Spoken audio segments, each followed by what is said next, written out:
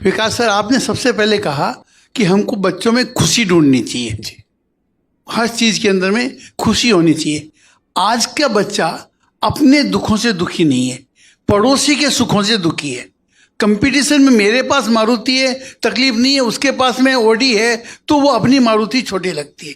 अपने पास साधारण पेन है, उसके पास बहुत ब्रांडेड पेन है, तो उसको खुशी कैसे दी जाए? कहाँ उसको सेटिस्फाई किया जाए कि वो अपने दुख, कोई दुख नहीं है, अपना दुख नहीं है, लेकिन दूसरों का जो ज़्यादा सुख है वो उसके दुखों का कारण बन रहा है, इसलिए वो खुश नहीं है। और हमेशा आदमी भविष्य के लिए सोचता है, भविष्य कब आता है पता नहीं, वर्तमान भविष्य के लिए खो देता है, और भविष्य आता कब है यह पता नहीं। 80 साल में भी वो भविष्य के लिए काम कर रहा है, वो भविष्य कब आएगा उसमें इंसान फंसा हुआ है। इसके बारे में आपका क्या चिंतन है? सर, पहली जो बात है, दो बातें हैं। पहली बात आपने कहा कि आज के बच्चे दूसरों के सुख से दुखी हैं। दरअसल ये बात जितनी बच्चों पर लागू होती है उतनी हम पे भी लागू होती है। ये बात तो हर पीढ़ी के लिए है। तो ऐसा नहीं कि बच्चे ही दूसरों के सुखों से दुखी हैं, हम लोग भी होते हैं।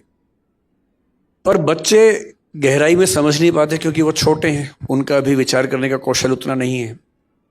30-35 की उम्र के बाद धीरे धीरे हम समझने लगते हैं कि जो है उसमें खुश होना सीखो, हर चीज़ नहीं मिल सकती है। तो मेरे ख्याल से बच्चों को समय दीजिए, समय आएगा तो इन बातों को समझेंगे कि हर चीज़ जीवन में नहीं मिलती है। और इसका तरीका जो अच्छा होता है वो ये,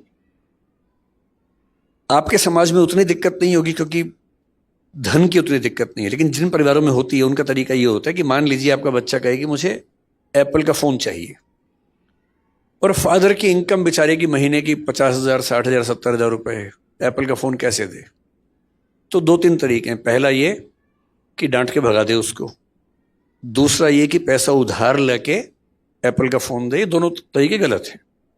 तीसरा तरीका ये कि उसको बिठाए साथ में और बोले कि देख बेटा, ये है मेरी सैलरी 70,000 रुपये, ठीक, ये आया पैसा, इसमें टैक्स लग गया 7,000 रुपये, 63,000 रुपये हैं, बैंक का लोन है 11,000 रुपये, अब बचे 54,000 रुपये, 52,000 रुपये, घर का खर्चा ये है, तुम्हारे स्कूल की फीस ये है, तुम्हारी बहन के स्कूल की फीस ये है, कपड़ों का खर्चा इतना है, बिजली का इतना है, पानी का इतना है, इतना बचा है, इतना पैसा खर्च करता हूँ म्यूचुअल फंड में या शेयर्स में, ताकि जब तुम बड़े हो और तुम्हें अपनी फैक्ट्री लगानी हो तो उसके पैसे इकट्ठे हो सके।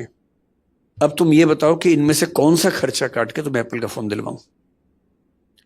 मैं आपको गारंटी दे रहा हूं कि वो खुद मना कर देगा कि पापा मत दिलवाइए। समझाने की बात भी तो है ना, केवल डांटने से या मना करने से क्या बात बनेगी? हाँ, लेकिन ये उदाहरण आप पे लागू नहीं हो रहा होगा क्योंकि So we have to wrap it up. So